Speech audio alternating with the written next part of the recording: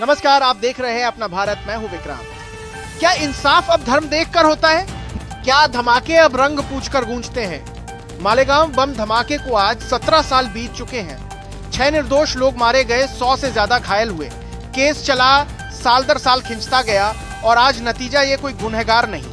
क्या ये देश के सबसे खतरनाक आतंकवादी मामलों में से एक था या सबसे शर्मनाक जांचों में से एक वक्त के पन्नों पर दर्ज है?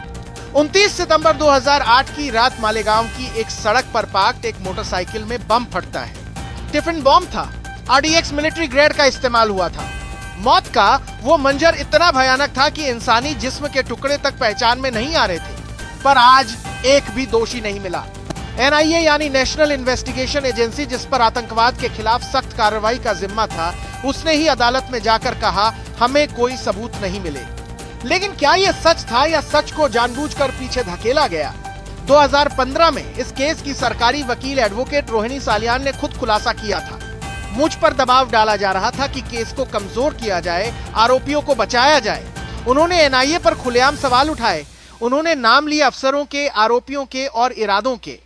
और आज एक एक कर वो सारे डर हकीकत में बदल गए हैं। साध्वी प्रज्ञा ठाकुर आज सांसद हैं। कर्नल पुरोहित बाइज्जत बाहर है, बाकी सभी अदालत से बरी। तो सवाल उठता है, क्या यह न्याय की जीत है या न्याय की हार? क्या यह निष्पक्ष जांच थी या सत्ता के आदेशों पर झुकी हुई स्क्रिप्ट? क्या यह कानून की प्रक्रिया थी या धर्म की राजनीति का परिणाम? जब मारे गए हर शख्स का नाम सैयद, इरफान, फरहीन, मुश्ताक होता है और बरी किए गए हर आरोपी का नाम प्रज्ञा, पुरोहित, उपाध्याय होता है, तो क्या देश के नागरिकों को ये सवाल पूछने का हक नहीं है?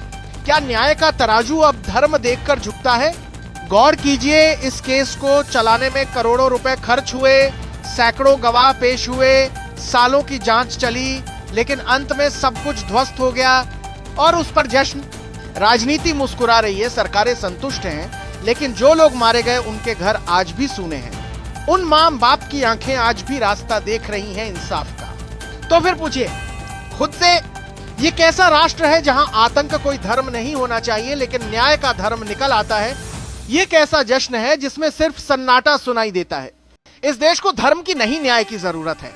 न्याय वो जो पीड़ितों को मिले, ना कि आरोपियों को क्लीन चिट देकर मनाया जाए। और जब इंसाफ मरता है तो देश की आत्मा सिसकती है, क्योंकि जब बम फटता है तब धर्म नहीं पूछा जाता, सिर्फ लाशें गिरती हैं। लेकिन जब न्याय बांटा जाता है तब नाम पूछे जाते हैं। मालेगांव केस में मरे 6 लोग दोबारा नहीं बोल सकते, लेकिन उनकी खामोश चीखें आज भी इस सिस्टम के कान फाड़ रही है। वो पूछ रही है, हमें मारा किसने और बचाया किसे गया? जिनके हाथों में कानून की मशाल थी, उन्होंने ही न्याय की लौ बुझा दी और अब कह रहे हैं ये न्याय की जीत है। नहीं जनाब, ये न्याय की अंत्येष्टि है, एक लोकतांत्रिक देश के सबसे बड़े झूठ की अंतिम यात्रा। सवाल अब सिर्फ ये नहीं है कि दोषी कौन है, सवाल ये है क्या आप अब भी चुप रहेंगे? क्योंकि अगर आज मालेगांव पर आपकी चुप्पी है तो कल आपके शहर में सन्नाटा होगा और फिर आपके चीखे भी कोई नहीं सुनेगा। और यही सवाल मैं आपके ज़मीर से छोड़कर जा रहा हूं, क्या वाकई ये न्याय था या फिर धर्म के नाम पर सच का गला घोंट दिया गया? नमस्कार।